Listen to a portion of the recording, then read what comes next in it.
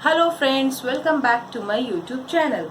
In today's video I am going to teach you again for my 11th class student, and the topic which I left in my previous video was properties of production possibility curve. In my previous video I taught you about marginal rate of transformation, which is also called marginal opportunity cost, and how it is different from opportunity cost. So here we are going to discuss what are the properties of PPC. Means जो PPC के की feature हैं, जब हम diagram बना रहे थे मैं आपको बार बार एक ही बात समझा रही थी, PPC इज कॉन्केव, राइट? तो PPC कॉन्केव क्यों है और उसका एक और फीचर क्या है. So here we begin. The first feature of PPC is PPC production possibility curve slopes downward. कैसा होता है ये? Slopes downward. अब इस स्टेटमेंट का क्या मतलब है? It slopes downward.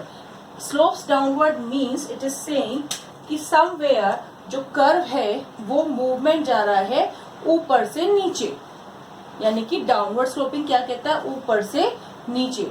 अब ये ऊपर से नीचे कर्व कब बनता है? जब हम बात करते हैं डाउनवर्ड स्लोपिंग की, तो डाउनवर्ड स्लोपिंग कर्व हमेशा तब बनता है जब टू वेरिएबल्स नेगेटिवली रिलेट होते हैं, जब टू वेरिएबल्स उल्टे चलते हैं, एक दूसरे के खिलाफ रहते हैं. कैसा समझना है इस बात को? अगर मैं प्राइस और डिमांड की बात करूं, आप स्टैट्स में भी सीखेंगे ये चीज कैसे बनते हैं डाउनवर्ड स्लोप. अगर मैं प्राइस और डिमांड की बात करूं तो प्राइस बढ़ते ही एज अ रैशनल कंज्यूमर आपका बिहेवियर कैसा होगा? You will start demanding less. Price बढ़ी, डिमांड कम होगी. उल्टे चले ना, एक दूसरे से उल्टे चल रहे हैं हम, तो सेम यहाँ हो रहा है. मैंने जो आपको एग्जाम्पल कल PPC का समझाया था मेरे प्रीवियस वीडियो में, उसको ध्यान से देखना. अब इस एग्जाम्पल को अगर हम वापस से रिकॉल करें तो इस एग्जाम्पल की खास बात है, today I have change the example but same thing is done, same thing is running in the same example. क्या खास बात है? ये है गुड एक्स और ये है good Y, right? Good Y माने वॉच, गुड एक्स माने वीट.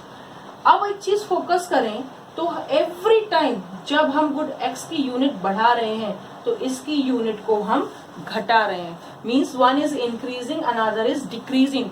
इंक्रीज, डिक्रीज, उल्टे चल रहे हैं, एक साथ नहीं चल रहे, एक दिशा में नहीं चल रहे, उल्टे चल रहे हैं. क्या हो रहा है? Good X is increasing, good X increasing, right?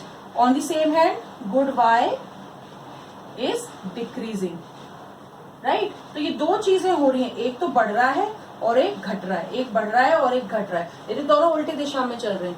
यही रीजन है कि जो हमारा PPC कर्व, इस इंफॉर्मेशन के बेस पे अगर हम बनाएं तो हमारा PPC कर्व कैसा बनेगा? इस तरह से, राइट? डाउनवर्ड स्लोपिंग, ऊपर से नीचे की तरफ, क्योंकि पहला कॉम्बिनेशन 0-21 का है. दिस इज 21, दिस इज 0, तो ये हमारा पहला कॉम्बिनेशन ऊपर, और लास्ट कॉम्बिनेशन F है 5 और 6 का. This is 5 and this is of 6, right? तो इस तरह से जब ये कॉम्बिनेशन बन रहे हैं लास्ट में आकर के, तो ये क्या शो कर रहे हैं कि PPC concave to the origin हो गया, PPC डाउनवर्ड स्लोपिंग हो गया.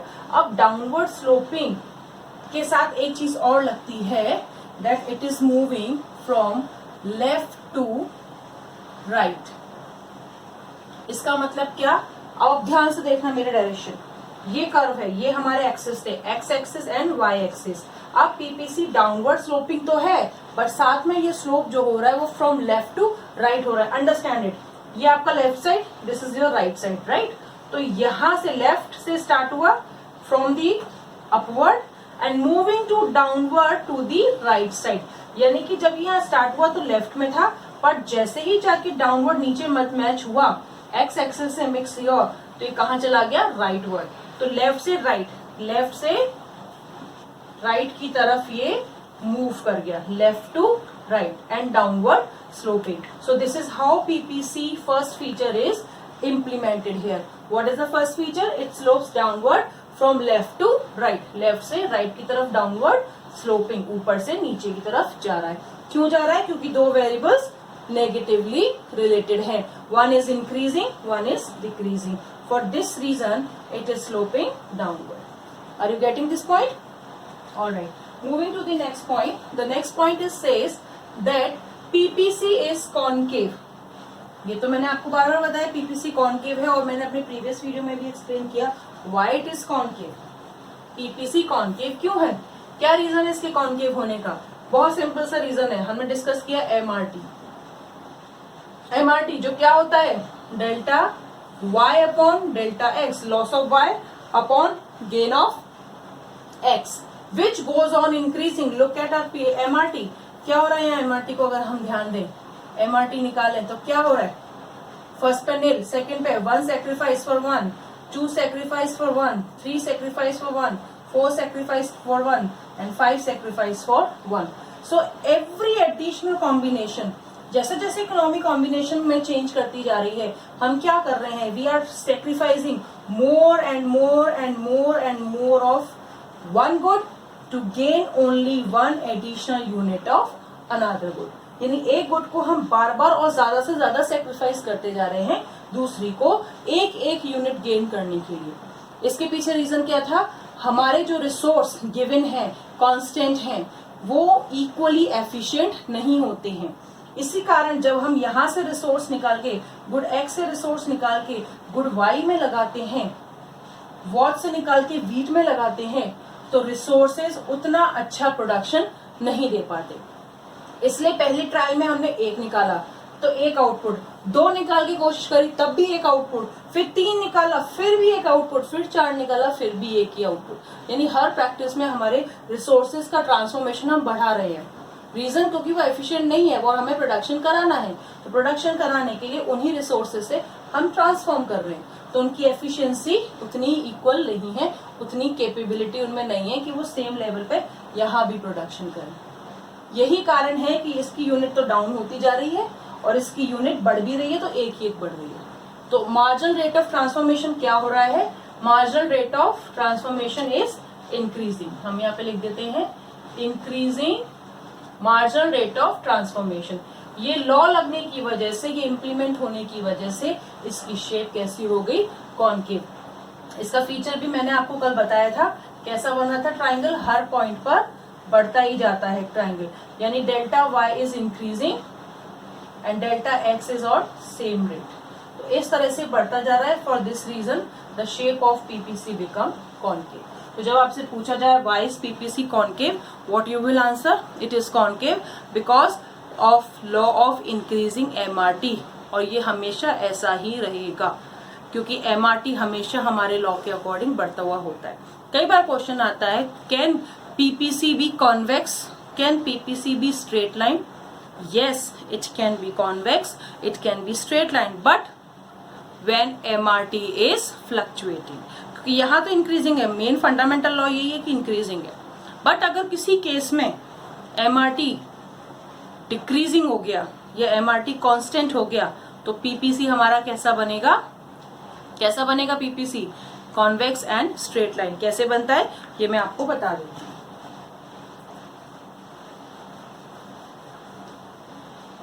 ध्यान से देखना, गुड वाई, अगर गुड वाई की फ्लक्चुएशन रेट यानी डिक्रीजिंग रेट कांस्टेंट रहे लाइक दिस, तो क्या हो रहा है, हर यूनिट पर सेम चेंज हो रहा है, जितना सेक्रीफाइस हो रहा है उतना ही गेन हो रहा है, यानी sacrifice rate is equals to gain rate of this thing. तो हमारा कर्व कैसा बनेगा फिर इसका, बिल्कुल स्ट्रेट लाइन। तो पीपीसी कैसा हो गया, पीपीसी कैसा हो गया, straight line. PPC, what you will write here, PPC can be straight line, PPC can be straight line if MRT is constant. अगर एमआरटी कांस्टेंट रेट पे बढ़ रहा है, एमआरटी कांस्टेंट रेट पे चल रहा है, तो पीपीसी कैसा बना हमारा, straight line. This is for good X and this is for good Y, right. तो इस तरह से भी पीपीसी बन सकता है। जल्दी से इसको ड्रॉ कर लो, फिर मैं आपको बताती हूँ पीपीसी कैसे कॉन्वेक्स भी हो सकता है। So you have drawn it, very good. अब हम कहाँ चल रहे हैं, क्या पीपीसी कॉन्वेक्स हो सकता है? Yes, PPC can also be convex. How? अब देखना ये रेट जो गुड वाई की सेक्रीफाइस रेट है, सेक्रीफाइस तो अभी भी हो रहा है। लुक एट दी सिचुएशन, हमारा जो पहला है फीचर पीपीसी का कि डाउनवर्ड स्लोप है, डाउनवर्ड स्लोप तीनों केस में आएगा, चाहे वो कॉन्वेक्स हो, चाहे कॉनकेव हो, चाहे स्ट्रेट लाइन हो, राइट। तो डाउनवर्ड स्लोप तो हो रहा है, क्यों हो रहा है? क्योंकि ये फॉल हो रहा है, ये इंक्रीज हो रहा है, दो वेरिएबल्स उल्टे चल रहे हैं, नेगेटिवली रिलेटेड है, नेगेटिव डायरेक्शन में है, इसलिए ये हमेशा downward slope from left to right ही बनना है। करेक्ट। अब इसकी बात करो एमआरटी, तो अब देखो 20 से 15 यानी 5 सेक्रीफाइस किए, गेन कितना हुआ 1, फिर 15 से 11 4 सेक्रीफाइस किए, गेन कितना हुआ 1, फिर 3:1, फिर 2:1 एंड 1:1। Now you can see the rate is declining, और जबकि हमारा लॉ क्या है पीपीसी का, that MRT must be increasing. So in some cases it can be possible. तो अगर ऐसे क्वेश्चन आ जाए क्या पीपीसी कॉन्वेक्स या स्ट्रेट लाइन हो सकता है, yes it can be straight line और convex when MRT is constant, straight line, when MRT is declining तो कैसा बनेगा, कॉन्वेक्स। तो इस तरह से बनता है पीपीसी। कैसा बनेगा, कॉन्वेक्स। ये बन गया हमारा पीपीसी। तो पीपीसी की अब कैसी होगी शेप, कॉन्वेक्स होगी। कॉन्वेक्स होने का रीजन एमआरटी इज डिक्लाइनिंग, तो हम क्या लिखेंगे, PPC can be convex if MRT is declining, MRT is decreasing और डिक्लाइनिंग। तो इस तरह से जब एमआरटी की रेट यानी एमआरटी जब डिक्रीजिंग होगा तो कॉन्वेक्स शेप बन जाती है। तो ये पॉइंट आपको याद रखना है हमेशा कि ये पॉसिबल है, बट हमारी प्रॉपर्टी क्या कहती है, सेकंड प्रॉपर्टी, फर्स्ट समझ में आ गई, second property PPC is always concave, वो हमेशा कॉनकेव ही रहेगी। अंडरस्टूड। जल्दी से इसको ड्रॉ करो, फिर मैं कंपैरेटिव फिगर दे देती हूँ और इजी हो जाएगा समझना। So here we have now comparative study of 3। हमारे फीचर के अकॉर्डिंग हमें ये याद रखना है कि पीपीसी हमेशा कैसा होता है, कॉनकेव। कॉनकेव का मतलब, बहुत सिंपल से एग्जांपल बताऊं, पेट बाहर निकला हुआ है, राइट। तो ये हो गया हमारा बाहर निकला हुआ पीपीसी, राइट। उसके बाद है स्लिम ट्रिम पेट, टमी जो बिल्कुल स्लिम ट्रिम है, तो कैसी है, बिल्कुल स्ट्रेट लाइन, स्लिम ट्रिम। क्यों है, when PPC is straight line, when MRT is constant, जब एमआरटी कांस्टेंट होगा तब ये स्ट्रेट लाइन होगी। फिर बात होती है PPC can be convex, PPC convex होता है, कब होता है, जब एमआरटी इज डिक्रीजिंग। तो याद रखना है हमारा मेन फीचर क्या है, इंक्रीजिंग एमआरटी, जिसकी वजह से कॉन्केव होता है, यही सही है। ये बहुत रेयर सिचुएशंस में होता है, कब होता है, बहुत रेयर सिचुएशंस में, राइट। तो पॉसिबिलिटी है, हम इसको ना नहीं कह सकते कि ये कभी होता नहीं है, हो सकता है जब ये कंडीशंस आएंगी तब, लेकिन हमेशा पीपीसी कैसा रहता है ये। और पीपीसी क्या दिखाता है, पोटेंशियल, इकोनॉमी की कैपेसिटी, कि एक इकोनॉमी अपने गिवन रिसोर्सेज से, टेक्नोलॉजी से इतने लेवल तक प्रोड्यूस कर सकती है। सो this is all about properties of PPC. Now I will continue with the solution of central problem with PPC. So here we comes with solution of central problem using PPC and how it is solved now.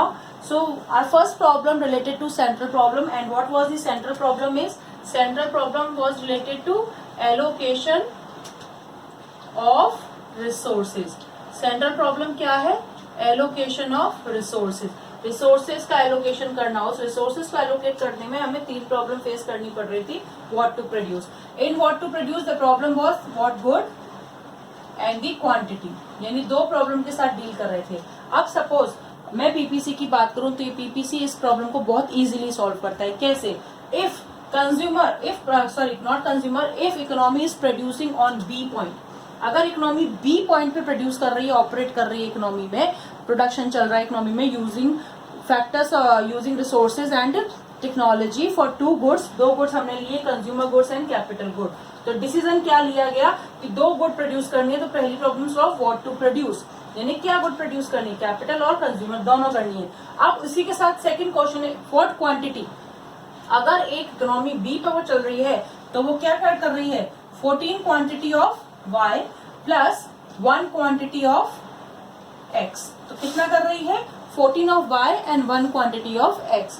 अब अगर यही economy सी पे operate कर रही है तो आप सी पे देखिए कितना हो रहा है, 12 quantity of y plus 2 quantity of x। तो इस तरह से ये कॉम्बिनेशन सेट हो रहे हैं। तो ये कॉम्बिनेशन क्या हाईलाइट कर रहे हैं, the solution of the problem that is what to produce. तो व्हाट टू प्रोड्यूस हमने सॉल्व कर लिया किस तरह से, ये स्टैब्लिश करके कि हमें ये कॉम्बिनेशन प्रोड्यूस करने हैं, और हर कॉम्बिनेशन हमें दिखा रहा है कि हम कितनी क्वांटिटी प्रोड्यूस करने जा रहे हैं ऑफ विच गुड। अब ध्यान से देखें तो गुड वाई क्या है यहाँ पे, कैपिटल गुड, यानी अगर इकोनॉमी बी पे प्रोडक्शन कर रही है तो कैपिटल गुड ज्यादा प्रोड्यूस हो रहा है कंपेयर टू कंज्यूमर गुड, यानी गुड एक्स। तो गुड एक्स कम प्रोड्यूस हो रहा है गुड वाई। फिर अगर वो सी को ऑप्ट कर रही है तो क्या ज्यादा प्रोड्यूस हो रहा है, 12, अभी भी क्या ज्यादा प्रोड्यूस हो रहा है, capital good and less of consumer good. अब अगर इकोनॉमी सिक ये ई कॉम्बिनेशन ऑप्ट कर ले, सपोज इकोनॉमी ने ई कॉम्बिनेशन ऑप्ट कर लिया कि हम ई पे प्रोड्यूस करेंगे, तो अब आप खुद बताइए क्या चेंज आ गया, economy is producing more of consumer good and less of capital good. So here economic decision is now for 6 of y plus 4 of x। Combination वही है, लेकिन अगर हम कंपेयर करें तो ज्यादा किसका प्रोड्यूस हो रहा है, अब x का, और यह कम किसका प्रोड्यूस हो रहा है, y का, यानी कंज्यूमर गुड ज्यादा प्रोड्यूस हो रही है और कैपिटल गुड कम प्रोड्यूस हो रही है if economy is going for E point. तो इस तरह से हमारी problem what to produce has been solved using PPC. यहाँ रहते हैं तो हम x को y को ज्यादा प्रोड्यूस कर रहे हैं, कैपिटल को, इस पर आ जाते हैं तो हम x को ज्यादा प्रोड्यूस करते हैं। तो इसके साथ हमारी पहली problem solve. Now coming to the second problem. अब सेकंड प्रॉब्लम क्या है, how to produce, and how to produce is the problem which is associated with choice of technique. तो चॉइस ऑफ टेक्निक में मैंने आपको क्या बताया था, there are 2 choice of technique, capital incentive और लेबर इंटेंसिव। अगर हम कैपिटल इंटेंसिव ज्यादा यूज कर रहे हैं तो क्या होगा, प्रोडक्शन बढ़ेगा, ज्यादा हायर रेट से बढ़ेगा, और लेबर इंटेंसिव यूज करेंगे तो स्लो पेस से बढ़ेगा, कम बढ़ेगा, या हो सकता है बढ़े ही ना, हम पोटेंशियल पे रहें। तो अगर मैं पीपीसी के साथ इस प्रॉब्लम का सोल्यूशन ढूंढूं तो बहुत इजी सोल्यूशन है। क्या सोल्यूशन है कि ये जो पीपीसी बना है हमारा, this is showing efficient use of technology, यानी कि यहाँ पर अगर हम फोकस करें इट मीन्स कि हमने एफिशिएंट यूज किया है टेक्नोलॉजी का, यानी जो रिसोर्सेज जहां लगाने चाहिए थे उसको हमने प्रॉपरली यूज किया है। Technology is efficiently used. अगर टेक्नोलॉजी एफिशिएंटली यूज नहीं है इसका मतलब we are somewhere operating inside, यानी हमारे यहाँ हम अपनी पोटेंशियल तक नहीं पहुंच पा रहे, हम कहीं ना कहीं पीपीसी के अंदर ही काम कर रहे हैं, हम पोटेंशियल से बिलो होकर के काम कर रहे हैं। तो ये सारे पॉइंट क्या शो कर रहे हैं हमको, इनएफिशिएंट, क्या शो कर रहे हैं, इनएफिशिएंट यूज ऑफ टेक्नोलॉजी, और what we can say inefficient use और अंडर एम्प्लॉयमेंट। ये तो रिसोर्सेज फुली एम्प्लॉयमेंट है, टेक्नोलॉजी यूज, और यहाँ रिसोर्सेज क्या है, अंडर एम्प्लॉयड है। कई बुक्स में इसको इस तरह से भी एक्सप्लेन किया हुआ है कि अगर हम कैपिटल इंटेंसिव टेक्निक यूज करते हैं, कैपिटल इंटेंसिव इसका मतलब क्या है, मशीनरी, टूल्स, ये ज्यादा यूज करते हैं तो क्या होता है, पीपीसी आगे की तरफ शिफ्ट हो जाता है, राइट। तो ये हमारी एफिशिएंसी को बढ़ा रहा है, एफिशिएंसी को इंक्रीज कर रहा है। और अगर हम लेबर इंटेंसिव यूज कर रहे हैं तो हम सपोज पोटेंशियल तक ही है या उसके अंदर ही इसको ऑपरेट कर रहे हैं। So this point you have to make very clear. तो जब हम पोटेंशियल की बात कर रहे हैं which means PPC is efficiently used, PPC is efficiently using its technology. तो problem how to produce is solve. अगर हम एफिशिएंट यूज कर रहे हैं तो यानी कि कैपिटल एंड लेबर दोनों टेक्नोलॉजी को बराबर यूज कर रहे हैं, कैपिटल और लेबर दोनों टेक्नोलॉजी का बराबर यूज कर रहे हैं, जिससे हमारा पीपीसी पोटेंशियल शो हो रहा है। और अगर हम इनएफिशिएंट तरीके से काम कर रहे हैं, इनएफिशिएंट वे में अपनी टेक्नोलॉजी को प्रोड्यूस कर रहे हैं, टेक्नोलॉजी को यूज कर रहे हैं, तो we are operating somewhere inside the PPC. ये जो पॉइंट बता रहे हैं वो inefficient use of technology, GHI, inefficient use of technology, यानी हमने ना तो कैपिटल ढंग से यूज किया और हम लेबर इंटेंसिव टेक्नोलॉजी की वजह से हम कहीं ना कहीं या तो पीछे रह गए, या लेबर इंटेंसिव ज्यादा यूज करने की वजह से हम अंडर एम्प्लॉयड या अंडर डेवलप रह गए, और या हमने कैपिटल इंटेंसिव इतना यूज कर लिया कि हमने अपने लेबर को अनएम्प्लॉयड कर दिया, तो हम अनएम्प्लॉयड भी रह गए, राइट। अनएम्प्लॉयमेंट टेक्नोलॉजी की वजह से आता है कभी कभी, तो इस कंडीशन को हम यहाँ को रिलेट कर सकते हैं। इस तरह से हुआ, तो हमें इसको बहुत क्लियरली लिख लेना है, efficient use of technology means capital और लेबर इंटेंसिव दोनों का प्रॉपर यूज हुआ है, और हमारे कौन कौन से कॉम्बिनेशन बन रहे हैं इस पर, ABCDEF, ये सारे एफिशिएंट यूज ऑफ टेक्नोलॉजी है। Inefficient use of technology GHI, यानी कि कैपिटल लेबर प्रॉपरली यूज हुए यहाँ पर, यहाँ पे कहीं ना कहीं रेशियो में गड़बड़ आई, कहीं कैपिटल ज्यादा कहीं लेबर ज्यादा, जिसकी वजह से हमारे रिसोर्सेज अनएम्प्लॉयड रह गए या अंडर यूटिलाइज रह गए या इनएफिशिएंट रह गए। So this is how the problem how to produce has been solved. Clear? Now moving to the third problem, that is for whom to produce. अब मैं यहाँ थोड़ा सा स्लाइड चेंज करती हूँ, गुड को मैं कन्वर्ट करती हूँ लग्जरी में और नेसेसिटी में, यानी कि here I am just going to tell you about how goods can be distributed, क्योंकि for whom to produce जो प्रॉब्लम है वो किससे रिलेटेड है, distribution of the national income, distribution of national income to the two way, personal and functional. अगर personal है तो हम किसके बीच में इनकम को डिस्ट्रीब्यूट कर रहे हैं, we are try to put our income in a equal distribution way, यानी सोसाइटी के हर मेंबर को बराबर इनकम मिले, and that call that income is distributed equally among rich and poor. तो अब इन रिच एंड पुअर में कैसे डिवाइड करें, और अगर फंक्शनल है तो क्या है, फैक्टर्स ऑफ प्रोडक्शन। तो अगर मैं यहाँ पे सपोज नेसेसिटी प्रोड्यूस कर रही हूँ और यहाँ पर मैं प्रोड्यूस कर रही हूँ लग्जरी, राइट, यहाँ लग्जरी गुड्स प्रोड्यूस हो रही हैं और यहाँ पे कौन सी गुड्स प्रोड्यूस हो रही हैं, नेसेसरी गुड्स, राइट। तो नेसेसिटी प्रोड्यूस करने में और लग्जरी प्रोड्यूस करने में वापस से मेरे यही कॉम्बिनेशन बनी है। तो अगर मैं a combination B, C, D और E पे जा रही हूँ, इन कॉम्बिनेशन को सेट करी, सपोज मैंने C कॉम्बिनेशन सिलेक्ट कर लिया कि इकोनॉमी जो है, मैं क्या सिलेक्ट करूंगी, इकोनॉमी ने अगर C कॉम्बिनेशन सिलेक्ट कर लिया तो क्या हो रहा है, we are producing more of luxury good, ज्यादा हम क्या प्रोड्यूस कर रहे हैं, लग्जरी, और क्या कम प्रोड्यूस कर रहे हैं, नेसेसिटी। यानी लग्जरी प्रोड्यूस करके हमने किसका फेवर कर दिया, रिच का, इनकम किसके हाथ में चली गई, रिच के हाथ में, और यहाँ पुअर के हाथ में कम इनकम रह गई। समझ में आई बात? अगर मैं यही ऑपरेशन ई पॉइंट पे कर रही हूँ, अगर मैं इकोनॉमी में ऑपरेशन और इकोनॉमी में प्रोडक्शन ई पॉइंट पे कर रही हूँ, तो क्या दिखाई दे रहा है कि ई पॉइंट पे प्रोडक्शन करने से किसका प्रोडक्शन ज्यादा हुआ, नेसेसिटी का, और किसका कम हुआ, लग्जरी का। इसका मतलब मैं किसका फायदा कर रही हूँ, यानी इनकम का ज्यादा बड़ा हिस्सा किसके हाथ में गया, पुअर के हाथ में, राइट। क्योंकि बट ऑब्वियसली बात है, जब मैं नेसेसिटी गुड प्रोड्यूस कर रही हूँ तो मैं ज्यादा लेबर इंटेंसिव यूज कर रही हूँ, लोग ज्यादा एम्प्लॉयड है, ज्यादा काम मिल रहा है, एफिशिएंसी से टेक्नोलॉजी चल रही है, और हम पुअर को ज्यादा दे रहे हैं, तो यहाँ पे रिच के साथ गलत हो गया। अगर मैं सी पर हूँ तो ये हो रहा है। अगर सपोज अब इन सबको छोड़ के अगर इकोनॉमी डी पर ऑपरेट कर रही है, डी ऑप्शन पे, तो आप देखिए हम पुअर को भी बांट रहे हैं और रिच को भी बराबर बांट रहे हैं। मीन्स ये स्टेटमेंट कह रहा है equal distribution between rich and poor, दोनों के बीच में equal distribution, right, between rich and poor. इसको हम इस तरह से लिख लेंगे। तो इस पॉइंट को अगर मैं वापस से रिकॉल करूं, अगर मैं सी पॉइंट पर हूं, पॉइंट सी क्या इंडिकेट कर रहा है, किसको ज्यादा दे दी इनकम हमने, किसके लिए ज्यादा प्रोड्यूस किया, रिच के लिए। पॉइंट ई क्या इंडिकेट कर रहा है, किसके लिए ज्यादा प्रोड्यूस करा, पुअर के लिए। And point D is indicating that equal distribution between rich and poor, यानी दोनों के लिए हुआ। तो इस तरह से हमने कौन सी प्रॉब्लम भी सॉल्व कर ली, फॉर हुम टू प्रोड्यूस। समझ में आया?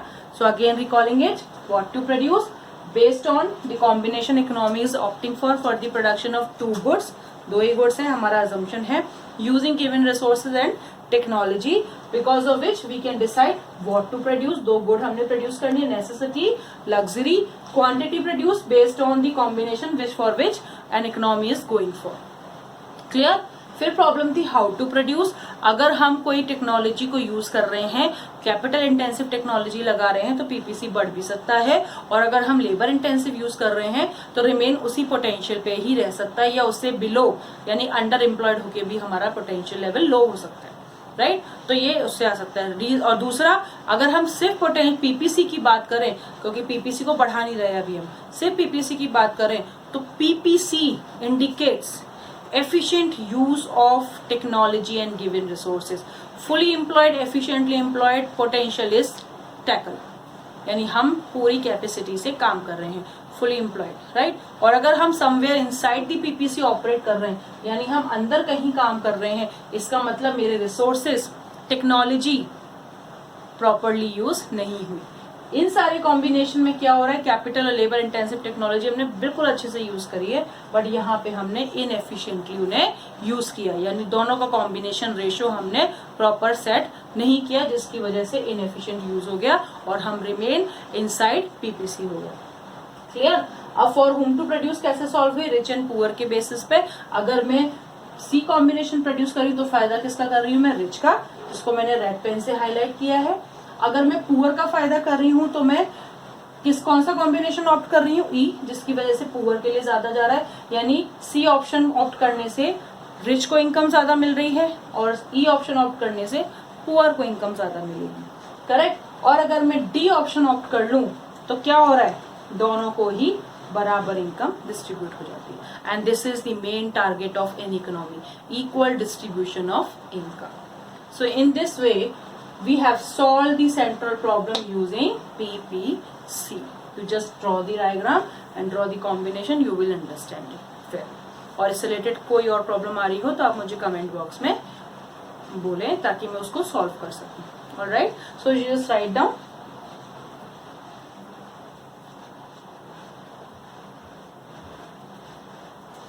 Okay friends, so this is for all today. हमने आज के लिए क्या पढ़ा, two things we have done, that properties of PPC. First property was downward sloping from left to right. Reason was negative relation between two variables. Second was it is always concave. उसके साथ मैंने आपको बता दिया कि convex और straight line कब हो सकता है, जब MRT बदल जाती है. फिर हमने second point क्या डिस्कस किया यहाँ पर आज के दिन, कि solution of central problem using PPC, और हमने PPC के बेसिस पे what to produce, how to produce, for whom to produce easily solve कर लिया. So that is all about for today's video. If you are liking my video, if you are understanding through me, so please like, share and subscribe my channel. Thank you so much. Stay home, stay safe. Bye bye.